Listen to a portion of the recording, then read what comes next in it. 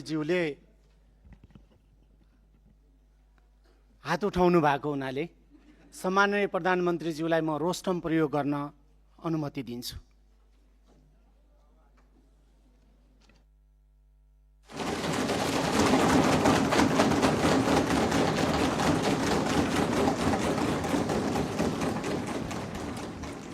सामान्य सभामुख महोदय, मान्य सदस्यज्यूहरूले धेरै दिनदेखि प्रश्न सोध्न खोज्नु भएको रहेछ, त्यसको निम्ति समय दिन हजुरलाई अनुरोध गर्न चाहन्छु।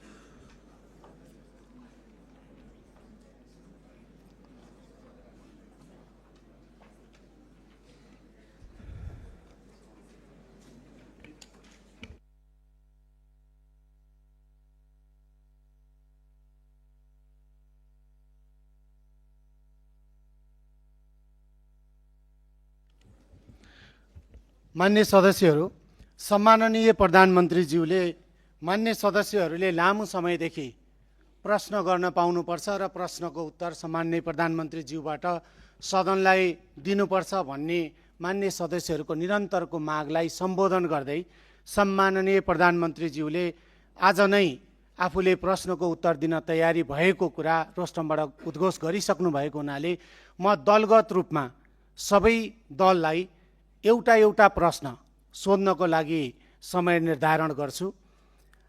म हरेक दलले 2 मिनेटभित्र के भयो मान्य सदस्य, मेरो भनाइ सक्न बाँकी नै छ, म यहाँलाई समय दिन्छु। सबै दललाई म 2 मिनेटको समय उपलब्ध गराउँछु र 2 मिनेटभित्र आफ्नो दलको तर्फबाट सम्माननीय प्रधानमन्त्रीज्यूलाई प्रश्न गरिदिनको लागि म जानकारी गराउँछु। सर्वप्रथम विपक्षी दल नेपाली कांग्रेसलाई आफ्नो प्रश्न राख्न 2 मिनेटभित्र सम्माननीय प्रधानमन्त्रीज्यूलाई प्रश्न राख्न समय दिन्छु।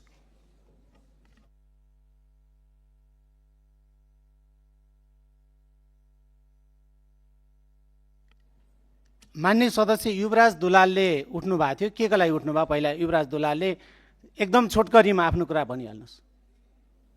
माइक दिनुहोस्। सम्माननीय प्रधानमन्त्रीज्यू एकैछिन। सम्माननीय सभामुख महोदय, म फेरि आज एकपटक यो देशको संविधान र नियमावली मिचिएको यो दुःखद कुरा फेरि संसदलाई अवगत गराउन चाहन्छु।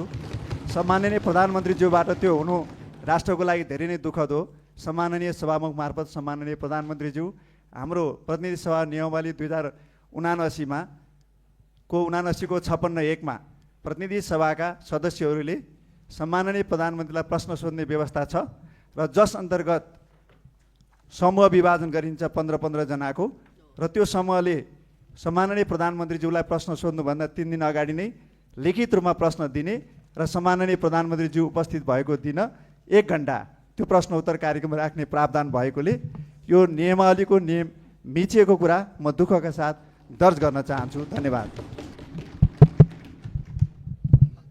मान्य सदस्य ऐन महर 1 मिनेटभित्र आफ्नो कुरा भनिहाल्नु। सम्माननीय सभामुख महोदय, सम्माननीय प्रधानमन्त्रीज्यू सदनमा आउने कुरा र सदनलाई सम्बोधन गर्न चाहने विषयप्रति म सम्मान व्यक्त गर्न चाहन्छु, धन्यवाद व्यक्त गर्न चाहन्छु र सँगसँगै म एउटा मेरो नियमापत्ति दर्ज गर्न चाहन्छु। हामी संविधान र नियमावली भन्दा माथि कोही पनि छैनौँ। सभामुखज्यू पनि हुनुहुन्न, प्रधानमन्त्रीज्यू पनि हुनुहुन्न, हामी मान्य सदस्य पनि छैनौँ र प्रतिसभा नियमावली 2079 को नियम 56 को उपनियम 3-4 मा 1 देखि 5 सम्म प्रष्ट व्यवस्था गरेको छ। प्रधानमन्त्रीज्यूसँगको प्रश्नोत्तरको सन्दर्भमा 3 दिन अगाडि प्रश्न दर्ज गर्ने र 15वटा जति प्रश्न सोध्न सकिने र अनि प्रधानमन्त्रीले प्रश्नको जवाफ दिनुपर्ने भन्ने कुरा बडो स्पष्टसँग व्याख्या गरेकोले यो सामान्य प्रधानमन्त्रीज्यूबाट यस्तो खालको नियम विपरीतको काम नहोस् र माननीय सदस्यहरूका लिखित प्रश्नहरू लिइयोस्। त्यो लिखित प्रश्नहरूको जवाफ दिने कुरामा सामान्य प्रधानमन्त्रीज्यूले यसमा ध्यान दियोस् भन्न चाहन्छु र यो मेरो नियमावली दर्ज गर्न चाहन्छु। मान्य सदस्यलाई मैले यहाँको दललाई समय दिइसकेको हुनाले बस्नुहोस्।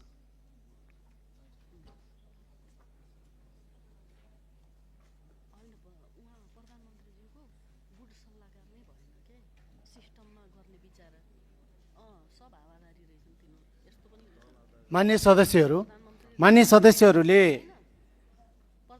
नियमावलीको 56 को विषयमा कुरा उठाइरहनु भएको छ। मान्य सदस्यहरूलाई म नियमावलीको 56 नियम 56 एकचोटि पुनः हेर्नको लागि पनि अनुरोध गर्छु र सम्माननीय प्रधानमन्त्रीज्यूले सदनमा उपस्थित भएर प्रश्नको उत्तर दिनुपर्छ भनेर विशेष गरी विपक्षी बेन्चका मान्य सदस्यहरूले निरन्तर कुरा राखिरहनु भएको र यहाँहरूले सोध्ने प्रश्न भनेको सम्माननीय प्रधानमन्त्रीज्यूलाई नेपाल सरकारको तर्फबाट प्रधानमन्त्रीज्यूलाई प्रश्न सोध्ने नै होला। त्यो प्रश्न यहाँहरूसँग धेरै अगाडिदेखि प्रश्न सोध्न चाहनु भएको हुनाले त्यो प्रश्न तयारी नै होला। त्यसकारणले त्यो सामान्य प्रधानमन्त्रीज्यू रोस्टरमा उभिरहनु भएको छ र प्रश्नको उत्तर दिन तयारी हुनुभएको छ।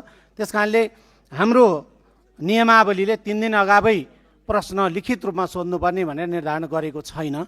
त्यसकारणले मान्य सदस्यहरूलाई यो ध्यान आकर्षण गराउन चाहन्छु र मान्य सदस्यहरू मैले मान्य सदस्यको दललाई समय दिइसकेको छु। त्यसकारणले बस्नुहोस्। कुन नियमावलीको कुन नियम आपत्ति हो मान्य सदस्य?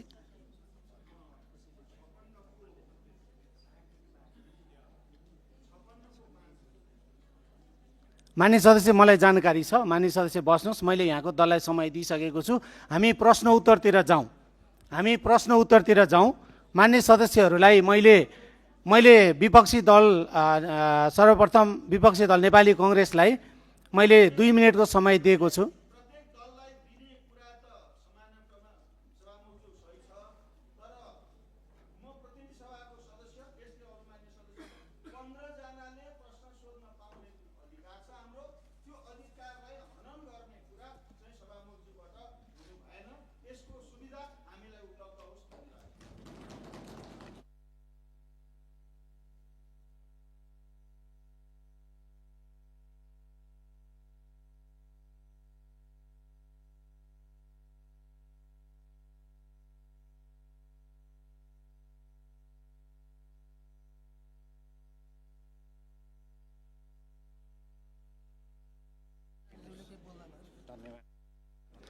मान्य सदस्यहरू, मैले फेरि मान्य सदस्यहरूलाई ध्यान आकर्षण गराएँ। हाम्रो नियमावलीको कुनै नियममा पनि 15 जनाले प्रश्न सोध्न पाउने भनेर लिखित रूपमा छैन।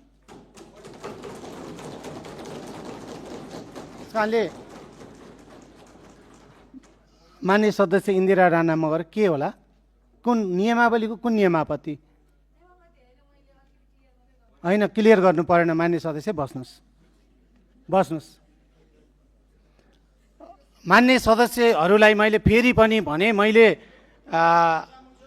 दलगत रूपमा समय निर्धारण गर्न खोजेको छु। नेपाली कांग्रेसको तर्फबाट मान्य सदस्य अर्जुन नरसिंह केसीले हात उठाउनु भएको छ। म उहाँलाई समय दिन्छु। 2 मिनेटभित्र सम्माननीय प्रधानमन्त्रीज्यूलाई नेपाल सरकारको तर्फबाट प्रश्न सोधिदिनु होला।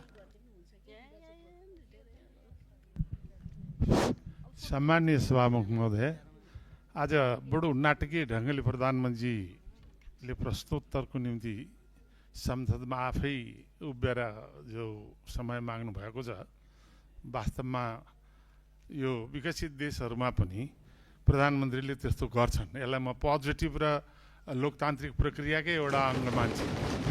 तर कुरा चाहिँ के छ भने नियम, प्रक्रिया र पद्धतिमा हरेक समय जो नेपालको प्रतिनिधि सभाको नियमावली छ, त्यो नियमावली अन्तरको प्रोसेस एउटा अर्कै प्रोसेस हो। त्यो निरन्तरता रहनुपर्छ, त्यसलाई बाइपास गरेर मिल्दैन।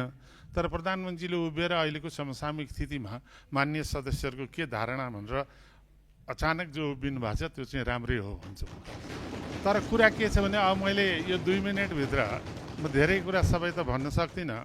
सबभन्दा पहिला हामीले निरन्तर रूपबाट मैले चाहिँ नि यो सुन्ने समय पनि निकालेको कुरा हो।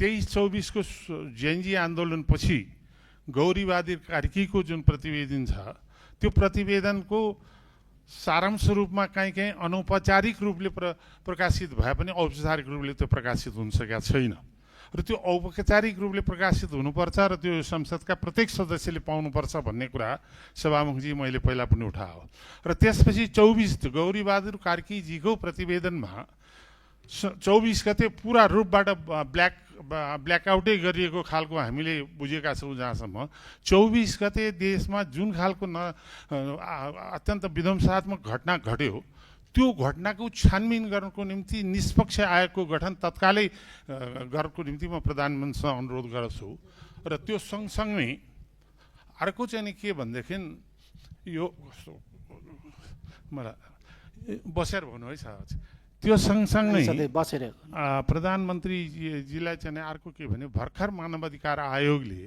जो प्रतिवेदन प्रस्तुत गरेको छ त्यो प्रतिवेदन चाहिँ सरकारलाई प्रधानमन्त्रीलाई त प्रस्तुत गरिसकेका छ। त्यो प्रस्तुतलाई सार्वजनिक रूपले जनतामा सम्प्रेषण गर्ने र त्यो सँगसँगै यो कारबाहीको प्रक्रिया पनि सुरु गर्नुको निम्ति चाहिँ नि म सम्मान्य सभामुखले हार्दिक रूपबाट अनुरोध गर्न चाहन्छु र म एउटा कुरा चाहिँ फेरि पनि अनुरोध के गर्न चाहन्छु भने यो कानुनी राज्यमा रुल बाई ल पनि हुन्छ, रुल अफ ल पनि हुन्छ। रुल अफ ल भने कानुनको स्पिरिट, संविधान, मर्यादा, त्यसका सम्पूर्ण कुरालाई केन्द्रित बनाइन्छ भने रुल बाई ल भने जो शक्तिमा छ, जो बहुमतमा छ, उसले आफू अनुकूल कानुन बनाएर प्रयोग गर्ने जुन खालको परम्परा र रुल बाई ल भनेर भनिन्छ, सत्ताको स्वार्थको निम्ति कानुनलाई प्रयोग गरेर देखिने परम्परा हामी कहाँ पनि देखिन थालेको छ। त्यसलाई नियन्त्रण हुनुपर्ने आवश्यकता छ, किनभने हामी लोकतान्त्रिक पद्धतिलाई जगेर्ना गर्नुको निम्ति हामी जुनसुकै बेन्चमा बसे पनि हाम्रो साझा दायित्व हो र त्यो दायित्वलाई प्रधानमन्त्रीले अझ बढ्ता बुझ्नुपर्छ र बुझ्नु भएको छ भन्ने मलाई विश्वास छ। धन्यवाद। मान्य सदस्यहरूबाट उठाएको जिज्ञासाप्रति मेरो ध्यानाकर्षण भएको छ। हामी आगामी बैठकभन्दा अगाडि कार्यव्यवस्था परामर्श समितिको बैठक पनि बस्न सक्छौँ र त्यसपछि बाँकी छलफल त्यहीँ गर्नेछौँ। आज सम्माननीय प्रधानमन्त्रीज्यूले रोस्टम उभिएर मान्य सदस्यहरूको प्रश्नको उत्तर दिन म तयार छु र मलाई प्रश्न सोधियोस् भनेर यो सम्मानित सदनप्रति उहाँले प्रश्न गर्नुभएको हुनाले त्यसै तर्फ मैले ध्यानाकर्षण गराउँदै सम्माननीय प्रधानमन्त्रीज्यू। सम्मान्य सभामुखज्यू धन्यवाद। मान्य सदस्यज्यूले भन्नुभएको धेरैजसो कुरालाई चाहिँ मैले सल्लाह र सुझावको रूपमा लिएको छु र मानव अधिकार आयोगको प्रतिवेदन मात्रै नभएर 23-24 गतेको मात्रै नभएर विभिन्न कालखण्डमा धेरै आन्दोलनहरू भएका छन्, धेरै दमनहरू पनि भएका छन्। विभिन्न कालखण्डमा भएका आन्दोलनहरू, र्यालीहरूमा भएका कुराहरूको प्रतिवेदनहरू धेरै छन्। एउटा मात्रै प्रतिवेदन छैन मानव अधिकार आयोगको र विभिन्न आयोगहरू पनि गठन भएका छन् विभिन्न कालखण्डमा। आजसम्म नेपाल सरकारलाई बुझाइएको जति पनि आयोगका प्रतिवेदनहरू छन् ती सबै प्रतिवेदनहरूलाई एकमुष्ट रूपमा नेपाल सरकारले अध्ययन गर्छ र गर्नुपर्ने काम कारबाही त्यही हिसाबले गर्छ। धन्यवाद।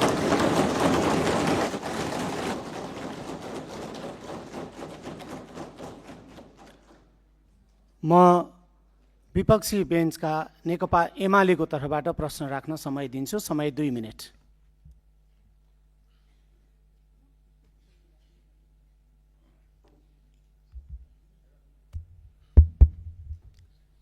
सम्माननीय सभा महोदय, सम्माननीय प्रधानमन्त्रीज्यूलाई वास्तवमा हाम्रो राष्ट्रको सार्वभौमिकता, राष्ट्रिय अखण्डता र स्वतन्त्रता हामी सबैको प्राणभन्दा प्यारो चिज हो। आज नेपालको भूमि हामीले दावा गरिरहेका छौँ, नक्सा जारी भइसकेको छ।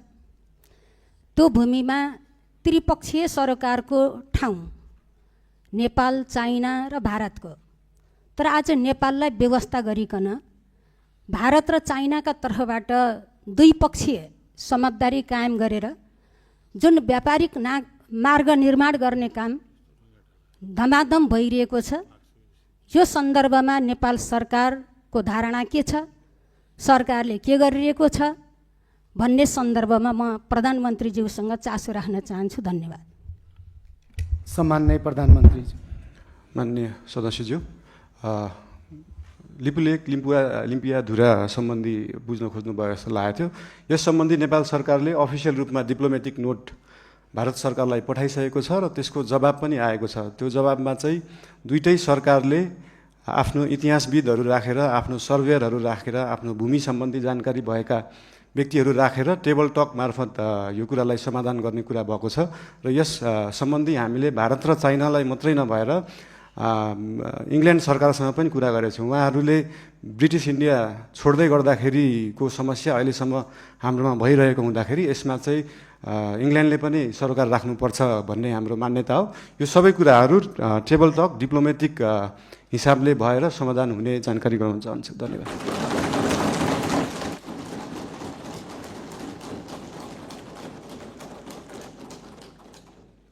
मान्य सदस्यहरू, विपक्षी बेन्चकै तर्फबाट नेपाली कम्युनिस्ट पार्टीको तर्फबाट आफ्नो प्रश्न छ भने 2 मिनेटभित्र प्रश्न राख्न समय दिन्छु।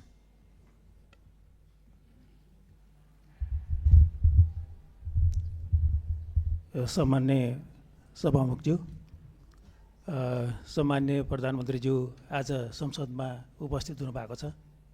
यो लोकतान्त्रिक परिपाटीलाई उहाँले आत्मसात गरेर सार्वभौम संसदमा उपस्थित भएर प्रश्नको उत्तर दिने जुन जमर्को गर्नुभएको छ, त्यसको निमित्त म सम्मान्य प्रधानमन्त्रीज्यूलाई हार्दिक धन्यवाद दिन चाहन्छु।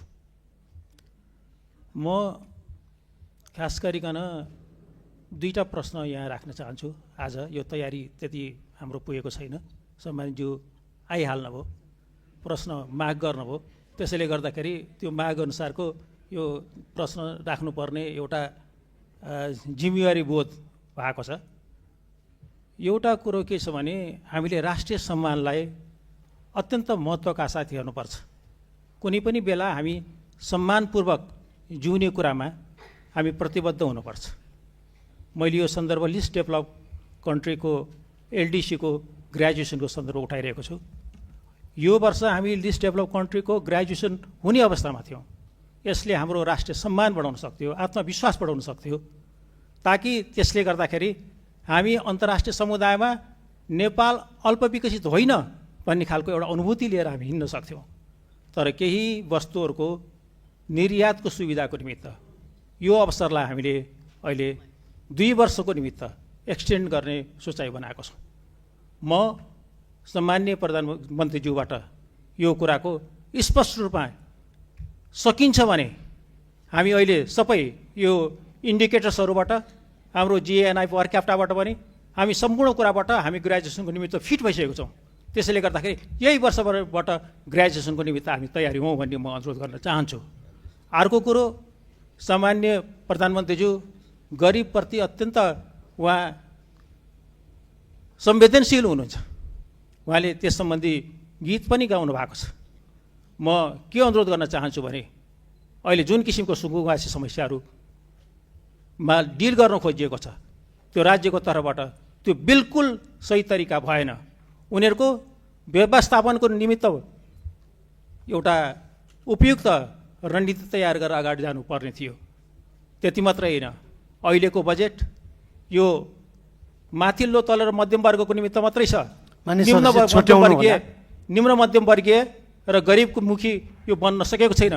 बजेटको डिस्कसनको बारेमा हामी यसमा थुप्रै प्रश्न उठाउनेछौँ, तर यसबारेमा सम्मान्य प्रधानमन्त्रीज्यूको आफ्नो सोच विचार र कसरी यो राष्ट्रिय अर्थतन्त्रलाई, हाम्रो अर्थ राजनीतिलाई लैजाने भन्ने बारे पनि यहाँको सोच हामी जान्न चाहन्छौँ। धन्यवाद।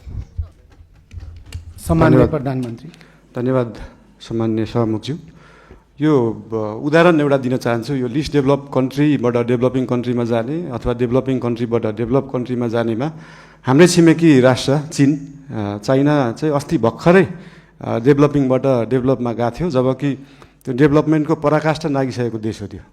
यो कुराहरू चाहिँ एकदमै स्ट्राटेजिक रूपमा सरकारले सोच्नुपर्छ जस्तो लाग्छ। अहिले नै हामीले एलडिसीबाट ग्रेजुएट हुँदै गर्दाखेरि हाम्रो ट्रेडका कुराहरू, हामीले निर्यात गर्ने विषय वस्तुहरूमा चाहिँ लाग्ने करहरू अहिले छुट पाइन्छ। हामी चाहिँ निर्यातमुखी हुनुपर्छ। देशमा उत्पादन भएको चिजहरू चाहिँ विभिन्न राष्ट्रहरूमा हामीले एक्सपोर्ट गर्न पाऊँ भन्ने हिसाबले 2 वर्षलाई त्यसलाई टारेका हौँ। त्यसलाई अहिले आत्मविश्वास बढाउने भन्दा पनि देशलाई पैसा चाहिएको छ, पैसा बढाउनेतिर ध्यान गएको छ हाम्रो।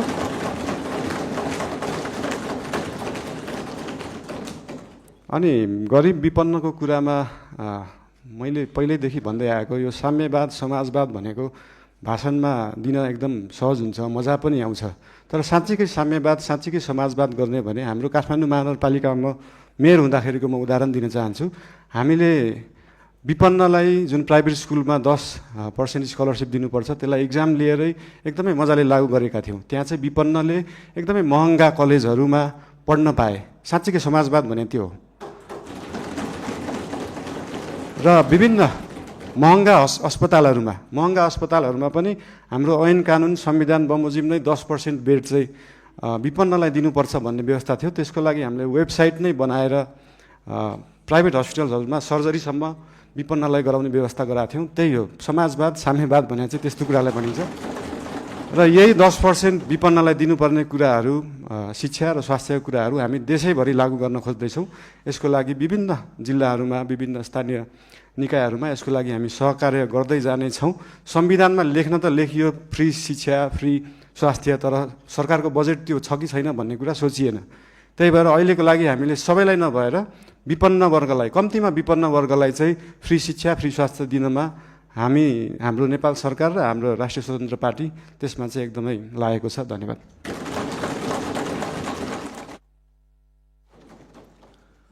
विपक्षी बेन्चकै तर्फबाट श्रम संस्कृति पार्टीको लागि म समय दिन्छु। 2 मिनटभित्र आफ्नो प्रश्न छ भने राख्नुहोस्। हेलो, सम्माननीय सभामुख महोदय, सम्माननीय प्रधानमन्त्रीज्यू, निकै लामो समय पछाडि आज प्रश्न गर्नु पाइयो। तर कता कता हामीले नियमावलीलाई अलिकति ख्याल गर्नुपर्छ होला भन्ने लाग्छ। विधि र विधिको शासन हामीले कायम गर्नुपर्छ भन्दै म यहाँ 3-4 प्रश्न राख्न चाहन्छु। सबैभन्दा पहिला सुकुम्बासी र यो अव्यवस्थित समस्या लामो समयदेखि चर्किँदै आएको यो व्यवस्थापन साँच्ची नै सामाजिक सञ्जालमा मात्र हुन्छ कि व्यवहारमा हुन्छ, यो कहिलेसम्म हुन्छ भन्न चाहन्छु।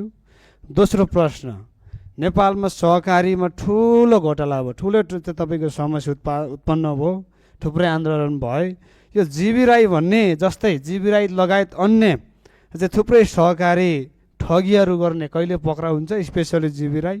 दोस्रोमा भदौको 23-24 को जेनजी आन्दोलन भएका घटनामा मानव अधिकारले तयार पारेको प्रतिवेदन लगायत भर्खरै मात्रै सम्माननीय प्रधानमन्त्रीज्यूले भन्नुभयो अन्य आन्दोलनहरूमा भएको जति पनि घटनाहरूलाई चाहिँ छानबिन गर्छौँ भन्नुभयो।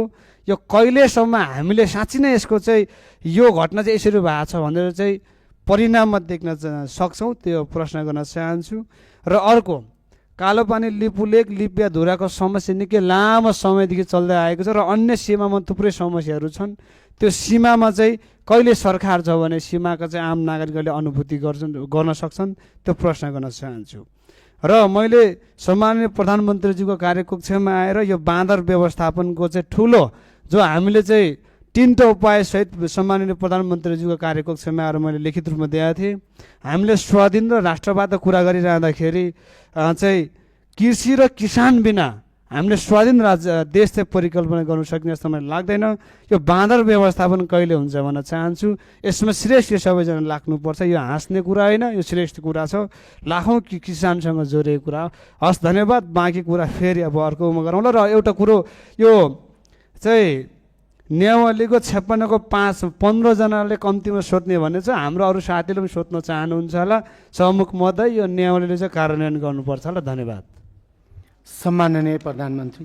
सम्माननीय सभामुख महोदय, यो सुकुम्बासीको विषयमा धेरै कुराहरू आएका छन्। हामीले काठमाडौँ उपत्यकामा रहेका खोला किनारमा जुन एकदमै जोखिमपूर्ण अवस्थामा बस्नु भएको थियो, उहाँहरूलाई चाहिँ अर्को ठाउँ सार्ने काम गरेको हो। हामीले उहाँहरूलाई त्यो हेर्दाखेरि त्यो खेदाको अवस्था देखे पनि यो 4 वर्ष अगाडिदेखि नै म स्थानीय सरकारमा हुँदा नै सङ्घ सरकारलाई भनेको कुरा चाहिँ के थियो भन्दाखेरि उहाँहरूलाई त्यहाँबाट स्थानान्तरण गरेर होल्डिङ सेन्टरमा राखेर जो सहीमा सुकुम्बासी हुनुहुन्छ, जसको चाहिँ देशभरि कतै पनि एक दूर जग्गा पनि छैन, एक आना जग्गा पनि छैन, उहाँहरूलाई चाहिँ त्यो जग्गाको व्यवस्थापन नेपाल सरकारले गर्नुपर्छ। त्यो हाम्रो सरकारको र हाम्रो पार्टीको मान्यता हो, त्यो उहाँहरूले पाउनै पर्छ।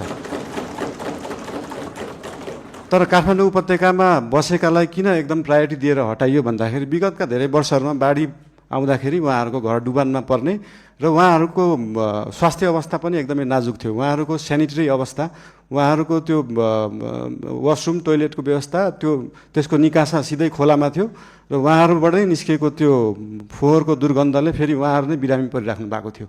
त्यसले गर्दाखेरि उहाँहरू बिरामी पनि परिराख्नु भएको थियो, खोला फोहोर पनि भइरहेको थियो र त्योभन्दा सबैभन्दा ठुलो कुरा चाहिँ उहाँहरूको ज्यान जोखिममा थियो। उहाँहरूको ज्यान जोखिमबाट जोगाउने काम गरेको हो नेपाल सरकारले। र जहाँसम्म उहाँहरूलाई जग्गा व्यवस्थापन गर्ने कुरा छ त्यसको निम्ति भूमि सम्बन्धी हाम्रो समिति पनि बनिसकेको छ। हाम्रो मन्त्रालयले काम गरिरहेको छ, 2-3 मन्त्रालयले यो विषयमा काम गरिरहेको छ। अस्ति अर्थमन्त्रीज्यूले पनि यही आर्थिक वर्षभित्र हामी यो गर्छौँ भन्नुभएको छ। यसको लागि जति समय लाग्छ त्यति समय लाग्छ, हतार गरेर हुँदैन। यो चिजलाई चाहिँ जति समय लाग्छ, 35 वर्षमा नभएको चिज 35 मिनटमै नखोजौँ, त्यसलाई अलिअलि केही समय लाग्छ।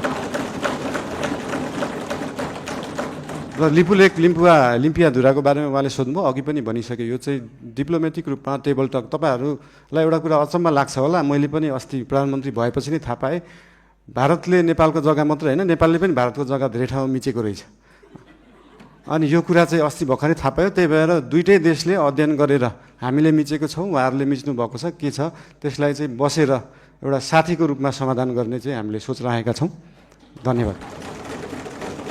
सहकारीको विषयमा पनि सोध्नु भएको थियो। सहकारीको विषयमा पनि अहिले एउटा कोष खडा गरेको छ र बाहिर न्युजमा आए जस्तो नेपाल सरकारको पैसा गएको मात्रै जस्तो देखिन्छ। हामीले सहकारीबाट उठाएको पनि पैसा छ। अस्ति लास्ट विकको रिपोर्ट हेर्दाखेरि 3 करोड जस्तो सहकारीबाट उठाइएको थियो, 50-60 लाख जस्तो दिएको थियो। यसको मतलब सरकारको पैसा गइरहेको होइन, हामीले सहकारीहरूबाट उठाएरै उहाँहरू पीडितहरूलाई पैसा बाँड्ने हो। त्यसमा कुनै पनि कन्फ्युजन नराख्न अनुरोध गर्न चाहन्छु। धन्यवाद।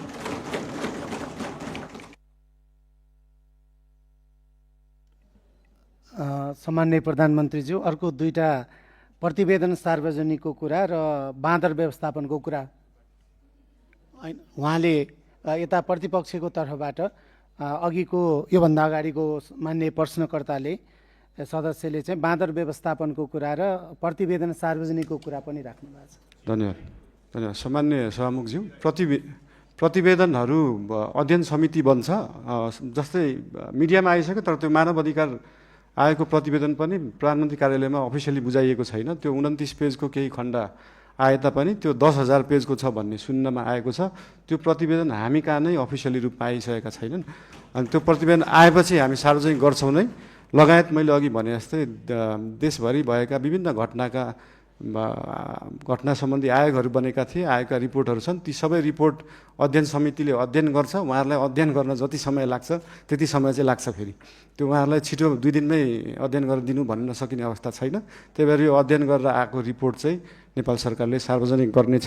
र बाँदरको विषयमा त अस्ति मान्य महावीर पुनज्यूले पनि भन्नुभएको थियो, एकदमै गाह्रो विषय हो, एकदम सजिलो छैन।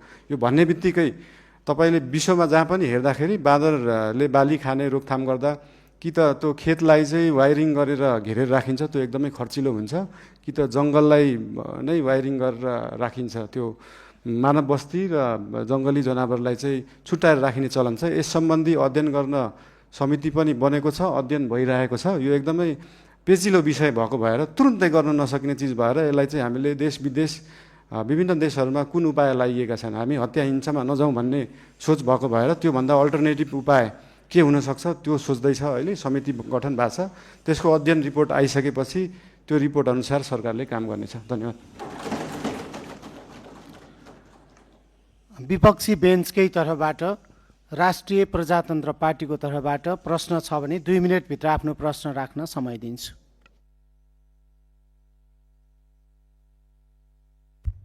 सम्माननीय सभामुख महोदय, सम्माननीय प्रधानमन्त्रीज्यू, हालैका दिनमा धेरै नेपाली नागरिकहरूलाई भिजिट भिजाको नाममा गल्फ तथा अन्य मुलुकहरूमा लैजाने क्रम रोकिएको छैन। यसरी भिजिट भिजाको दुरुपयोग मार्फत श्रम शोषण, मानव बेचबिखन अवस्था सृजना भइरहेको विषय गम्भीर रूपमा उठिरहेको छ। मैले यस विषयलाई संसदमा समेत उठाउँदै हजारौं नेपाली नागरिकहरू विभिन्न बहानामा विदेश पुर्याउने र शोषणको चक्रमा फसाइने अवस्था रहेको कुरा उल्लेख गरेको नै थिए। यस सन्दर्भमा सरकारसँग मेरो प्रश्न छ, भिजिट भिजाको नाममा हुने यस प्रकारको अवैध श्रम आप्रवासन र मानव तस्करी नियन्त्रण गर्न सरकारसँग के कस्तो ठोस योजना छ? साथै सरकारले वैदेशिक रोजगारीको नाममा देखिएको संरचनागत शोषण रोक्न घरेलु श्रम डोमेस्टिक वर्क सम्बन्धी प्रतिबन्ध पूर्ण विचार गर्ने सोच राखेको छ कि छैन? र अघिल्लो सरकारमा सत्तापक्ष रहँदाखेरि भिजिट भिसा प्रकरणमा ठुलै उहाँहरूले बुलन्द आवाज उठाउनु भएको थियो। अहिलेको सदनमा सरकार पक्ष भइसकेपछि अहिले उहाँहरूको योजना के छ? अन्त्यमा रेमिटेन्समा अत्याधिक निर्भर र उपभोगमुखी अर्थतन्त्रलाई उत्पादनमुखी र रोजगारी सृजनामा आधारित अर्थतन्त्रमा रूपान्तरण गर्न सरकारको दीर्घकालीन रणनीति के हो? र अर्को चाहिँ मेरो प्रश्न, विद्युतीय चुलोमा खाना पकाउनेदेखि सस्तो विद्युतीय मोटरसाइकल प्रयोग गर्ने र जाडोमा विद्युतीय हिटर बाल्नेसम्म यो सरकारले नेपाली मध्यम वर्गको जीवनशैलीलाई परिभाषित गर्ने एउटा महत्त्वपूर्ण सुविधा अर्थात् सस्तो विद्युत खोसेको छ। विद्युतीय सार्वजनिक यातायातको प्रयोग बढ्दै गएको अवस्थामा यसको असर मध्यम वर्गमा मात्र सीमित रहने छैन, दैनिक आवत जावतमा निर्भर न्यून आय भएका नागरिकहरू पनि बढेको लगतको मारमा पर्नेछन्। ऊर्जा खपतको वृद्धि सामान्यतः अर्थतन्त्रमा सकारात्मक गुणक मल्टिप्लायर प्रभाव सृजना गर्ने कारक मानिन्छ, तर अब भने त्यो सम्भावना कमजोर बनेको छ। Increase energy consumption equals to positive multiplier effects on the economy भनिन्छ, नट एनिमोर। यसमा प्रधानमन्त्रीज्यूको के धारणा छ सोध्न चाहन्छु। सम्माननीय प्रधानमन्त्रीज्यू। यो भिजिट माननीय सदस्यज्यू, सम्माननीय सभामुखज्यू, यो भिजिट भिसाको जुन दुरुपयोग विगतका धेरै दिनहरूमा भएका थिए त्यसको लागि एकदमै कडा निर्देशन मन्त्रालय, एयरपोर्ट लगायत त्यहाँ भएका विभिन्न विभागहरूलाई दिएको छ र भिजिट भिसामा गएर त्यहाँनिर कामको लागि इन्टरभ्यू दिएर काम पाउँदाखेरि फेरि फर्केर आउनुपर्ने, फेरि वर्किङ भिजाको लागि अप्लाई गर्नुपर्ने र नेपाल नै आउनुपर्ने व्यवस्था रहेछ। त्यसको लागि पनि एउटा अल्टरनेटिभ उपाय रहेछ। भिजिट भिसामा गएर उहाँहरूले त्यहाँनिर काम गर्न खोज्नु भएको छ भने त्यसलाई वर्किङ भिजामा उतै बसेर पनि कन्भर्ट गर्न सकिन्छ। यसको लागि श्रम मन्त्रालयले विभिन्न क्षेत्रहरूलाई समेटेर यसको व्यवस्थापनको लागि काम गरिरहेको छ। यस विषयमा थप केही जानकारी चाहिएमा श्रम मन्त्रीज्यूसँग पनि लिन सकिन्छ, श्रम मन्त्रालयसँग पनि लिन सकिन्छ नै। र विद्युतको विषयमा अघि भन्नुभयो, देशभरि जुन हिटर इन्डक्सन अहिले चाहिँ के छ भन्दाखेरि साँच्चीकै हामी अहिले विद्युतीय युगमा तुरुन्तै जान सकिने अवस्था छैन। साँच्चीकै देशका हरेक किचनमा अहिले नै बिजुलीबाट पकाउने, इन्डक्सन कुकरबाट पकाउने हो भने देशमा भएका सबै ट्रान्सफर्मर र सबस्टेसन पड्किन्छन्। त्यसको क्षमता नै छैन अहिले। त्यो क्षमतालाई विकास गर्नलाई पैसा चाहिन्छ र त्यही पैसाको लागि 50 युनिटभन्दा माथि चाहिँ 5% भ्याट लाउने कुरा जुन अर्थमन्त्रीज्यूले अस्ति कुरा गर्नुभएको छ त्यो एकदमै धेरै रकम होइन, 100 रुपियाँमा 5 रुपियाँ हो। त्यो पैसा चाहिँ केमा खर्च हुन्छ भन्दाखेरि देशभरि ट्रान्सफर्मरलाई अपग्रेड गर्नुपर्छ, देशभरि ट्रान्समिसन लाइनको तारको मोटाइलाई अपग्रेड गर्नुपर्छ, सबस्टेसनहरू अपग्रेड गर्नुपर्छ, अनि बल्ल हामी साँच्चीकै विद्युतीय युगमा जान सक्छौँ। त्यसको लागि नेपाल सरकार अग्रसर छ। धन्यवाद। मान्य सदस्य महावीर पुनलाई प्रश्न छ भने 2 मिनेटभित्र आफ्नो प्रश्न राख्न समय दिन्छु।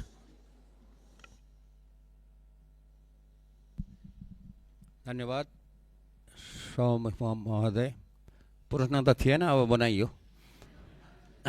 र पहिलो प्रश्न के छ भने म चुनावी सरकारको मन्त्री हुँदादेखि नै यो विदेशमा बस्ने नेपालीहरूले अस्तिको फागुन 21 गतेको चुनावमा पनि भोट दिने व्यवस्था मिलाउनु पर्छ भनेर धेरै कराएँ। विभिन्न राजनीतिक पार्टीहरूको संयुक्त सम्मेलनमा पनि कराएँ, अनि त्यसपछि के अरे क्याबिनेटमा पनि कराएँ, धेरै साथीहरूलाई कराएँ। त्यति बेला गर्ने भन्दै थियो, तर गर्न नसकिने भयो भनियो। अब अस्तिको चुनावमा त्यो भोट दिने व्यवस्था गर्न नसके पनि अब आउने 82मा स्थानीय सरकारको, प्रदेश सरकारको चुनाव हुँदैछ। त्यो चुनावमा करिब नेपालीहरू मोटामोटी यति भन्ने त एक्ज्याक्ट डाटा त छैन होला, करिब 30 लाखको वरिपरि नेपालीहरू विदेशमा काम गरिरहेछन् र ती सबै नेपालीहरू चाहिँ भोट दिने उमेर पुगेका नेपालीहरू हुन् र उमेर पुगेर नै काम गर्न गएका हुन्। त्यसैले ती नेपालीहरूलाई यो अब आउने चुनावमा भोट दिने व्यवस्था के गरिँदैछ यो चाहिँ छिटै हुनु पर्यो, किनभने 84 त आइहाल्छ, 83 लागिसक्यो, 84 भनेको अर्को वर्ष हो। यो चाहिँ कति छिटो काम भइरहेछ, के भइरहेछ त्यो जान्न चाहन्छु। र अर्को कुरा त मेरो बाँदरको समस्या भन्ने थियो। के हुँदैछ भनेर अनि उहाँ अर्को माननीय राखिसक्नु भयो। र एउटा कुरा के छ भने यो चाहिँ कम्प्लेन पनि हो। गर्नुपर्ने कुरा चाहिँ के छ त भन्दाखेरि स्थानीय तहमा चाहिँ राजस्व सङ्कलन गर्ने महालेखा नियन्त्रक कार्यालयबाट सूत्र रेभेन्यू भन्ने चाहिँ एउटा सफ्टवेयर राखेको रहेछ। त्यो सफ्टवेयरको धेरै कम्प्लेन आयो अनि जनताहरूले चाहिँ समयमा चाहिँ पाउन सकेनन्, सेवा पाउन सकेनन्। कहिले के बिग्रियो भन्छ अरे, कहिले के बिग्रियो, कहिले सर्भर डाउन इत्यादि गर्दाखेरि यो चाहिँ धेरै के अरे पालिकाहरूबाट मलाई कम्प्लेन आएको हुनाले यो कुरा सुनाइदिनु भनेको हो। त्यो कुरामा पनि के हुँदैछ, साँच्चीकै भएर कम्प्लेन आएको हो अथवा नभएर कम्प्लेन आएको हो, त्यो कुरा पनि जानकारी दिनु पर्यो। धन्यवाद। सम्माननीय प्रधानमन्त्री। सामान्य सभामुखज्यू, मान्य सदस्यज्यूले राख्नुभएको कुराहरू उहाँहरूको इन्टरिम गभर्मेन्ट हुँदा पनि उहाँहरूले उठाउनु भएको थियो। त्यसमा एउटा समस्या चाहिँ के छ भन्दाखेरि विदेशमा रहनुभएको नेपाली दाजुभाइ दिदीबहिनीहरूले भोट हाल्दाखेरि दुईवटा उपाय रहेछन्। एउटा चाहिँ एम्बेसीमा गएर भोट दिने, अर्को चाहिँ मोबाइलबाट भोट दिने। मोबाइलबाट भोट दिँदाखेरि चाहिँ अलिकति इन्फ्लुएन्स हुन सक्ने, किन भन्दाखेरि विदेशमा रहेका नेपालीहरूले भोट दिँदाखेरि कसैको इन्फ्लुएन्समा भोट नदियोस्, स्वतन्त्र रूपमा भोट दिनुपर्छ भन्ने कुराले त्यो त्यति बेला अल्झिएको जस्तो लाग्छ। अब त्यसको लागि एम्बेसीमा गएर भोट दिने कि त्यो प्रविधि मैत्री बनाउने भन्ने कुरा हो। यस विषयमा चाहिँ नेपाल सरकारले छलफल गरेर आगामी चुनावमा के कसो गर्न सकिन्छ यसको लागि अध्ययन गर्ने नै छ। र बाँकी त्यो सूत्रको विषयमा हाम्रो विज्ञान यो आइटीका मन्त्रीज्यूलाई यो सम्बन्धी सुन्नु नै भयो होला। उहाँलाई चाहिँ यो सम्बन्धी तुरुन्त व्यवस्थापन गर्न निर्देशन पनि दिन चाहन्छु। हस्, धन्यवाद।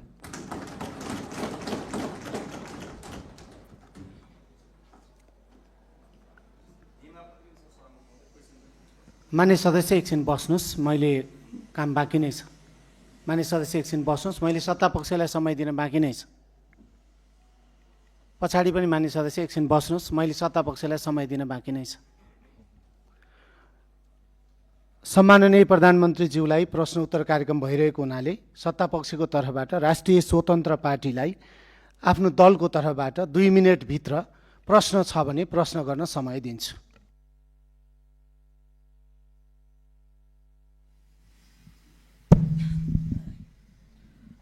सम्माननीय सभामुख महोदय, सर्वप्रथम त प्रश्नोत्तरको लागि सदनमा उपस्थित भएर आइदिनु भएकोमा म प्रधानमन्त्रीज्यू समक्ष सम्मान व्यक्त गर्न चाहन्छु। हाल गत निर्वाचनमा आम नागरिकले अभूतपूर्व जनमत दिएर नागरिकको काम गर्नको लागि हामीलाई पठाउनु भएको छ र म आम नागरिकलाई धन्यवाद पनि व्यक्त गर्न चाहन्छु। अहिले सुशासनको दृष्टिकोणबाट हेर्ने हो भने केही अघिसम्म घुस नखाई केही काम नहुने अवस्था थियो। सरुवा बढुवामा पनि घुस नखाइकन हुँदैन भन्ने एउटा भाष्य निर्माण भएको थियो। त्यो अहिले यहाँको नेतृत्वमा सरकार गठन भइसके पछाडि धेरै चिरिँदै गएको छ। आम नागरिकको यो जनमत देशमा सुशासन र समृद्धिको लागि हो भन्ने कुरामा दुई मत छैन। नो इफ नो बट, सुशासन चाहियो, समृद्धि चाहियो भन्ने छ र सरकारले त्यसै अनुरूप काम पनि गर्दै गएको कुरा आम नागरिकलाई आश्वस्त हुने गरी प्रस्ताइदिनु हुन सम्माननीय प्रधानमन्त्रीज्यूलाई हार्दिक अनुरोध गर्न चाहन्छु। धन्यवाद। सम्माननीय प्रधानमन्त्री। सम्माननीय सभामुख महोदय, मान्य सदस्यहरू, यस विषयमा हामीले विभिन्न समयमा भन्दै पनि आएका छौँ। हाम्रा माननीय मन्त्रीज्यूहरूले, पार्टीका सभापतिज्यूले पनि भन्दै आउनुभएको छ। हामीले पहिलो वर्षलाई चाहिँ सुशासनको वर्षको रूपमा लिएछौँ। सुशासन भन्दैमा फेरि हामीले विकास नै गर्दैनौँ, पूर्वाधार नै बनाउँदैनौँ भन्ने चाहिँ होइन, तर यो वर्षलाई चाहिँ पूर्ण रूपमा हाम्रा माननीय मन्त्रीज्यूहरू र विभिन्न क्षेत्रमा रहनुभएका, विभिन्न क्षेत्रबाट आउनुभएका मान्य सांसदज्यूहरू, उहाँहरूको निगरानीमा पनि विभिन्न क्षेत्रहरू हुन्छन्, विभिन्न पालिकाहरू छन्, विभिन्न निकायहरू छ। हाम्रो नेपाल सरकार र राष्ट्रिय स्वतन्त्र पार्टीले चाहिँ यो पहिलो वर्ष पूर्ण रूपमा देशलाई चाहिँ सुशासनतर्फ लाने, व्यतिथिहरूलाई हटाउने, यो भ्रष्टाचार एकदमै बलियो जरा बनाएर बसेको भ्रष्टाचारलाई चाहिँ निर्मूल गर्न चाहिँ नेपाल सरकार, हाम्रो पार्टी एकदमै तत्पर रहेको छ। यो चिज विभिन्न कार्यालयहरूमा जाँदा, मालपोत कार्यालय, company registrar, blue book renew गर्दा विभिन्न ठाउँहरूमा जाँदा देख्नु पनि भएको छ होला र यसलाई नेपाल सरकारले निरन्तरता दिनेछ। धन्यवाद। मान्य सदस्यहरू, सम्माननीय प्रधानमन्त्रीज्यूले प्रश्न उत्तर कार्यक्रममा सहभागी जनाउनु भएको र आजको लागि सम्माननीय प्रधानमन्त्रीज्यूलाई प्रश्न उत्तर कार्यक्रम यहीँ समाप्त भएको घोषणा गर्दछु र सम्माननीय प्रधानमन्त्रीज्यूलाई आफ्नो स्थानमा स्थानान्तरण गर्न धेरै धेरै धन्यवाद।